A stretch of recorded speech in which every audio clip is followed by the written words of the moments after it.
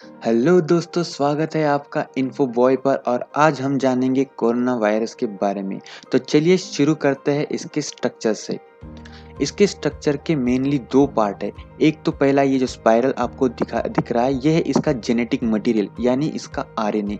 और दूसरा ये जो पेड़ जैसा दिख रहा है, ये है इसके स्पाइक्स। इसे प्रोटीन स्पाइक्स भी कहा जाता है या फिर वायरल स्पाइक्स भी कहा जाता है, और यही सबसे खतरनाक होता है। अगर हम इन स्पाइक्स को हटा दें और ये बस गोला गोला बच जाए तो कोरोना वायरस से डरने की कोई ज़रूरत नहीं है।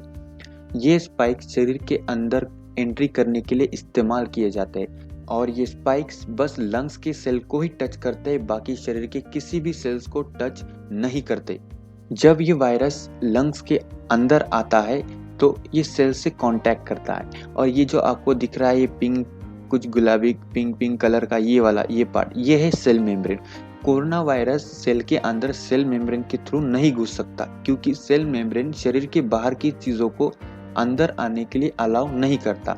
तो ये जो रिसेप्टर आपको दिख रहे हैं, ये रिसेप्टर क्या करते हैं, इसके इन स्पाइक्स को पकड़ लेते हैं, और स्पाइक्स को पकड़ने के बाद ये वायरस को सेल मेम्ब्रेन के अंदर यानी सेल के अंदर खींच लेते हैं। जब वायरस सेल के अंदर आ जाता है तो ये अपना जेनेटिक मटेरियल हमारे डीएनए से मैच करने लगता है, और न्यूक्लियस के पास जाने के बाद ये पूछता है भाई राइबोसोम्स का पता दो।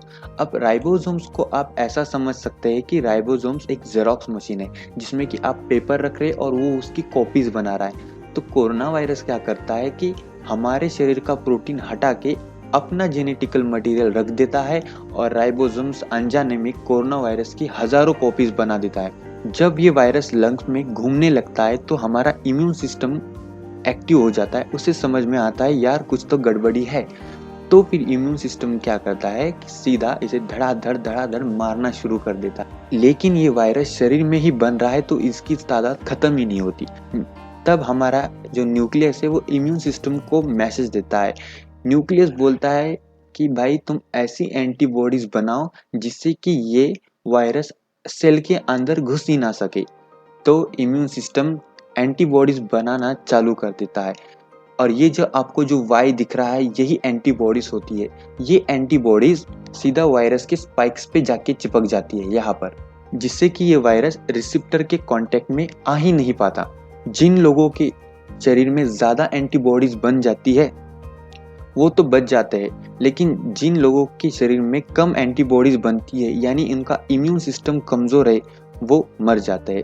तो आप इससे अंदाज़ा लगा सकते हैं कि वैक्सीन कैसे काम करती है। वैक्सीन का पार्ट हम अगले वीडियो में कवर करेंगे। अगर आपको ये वीडियो पसंद आया हो तो please like share and subscribe.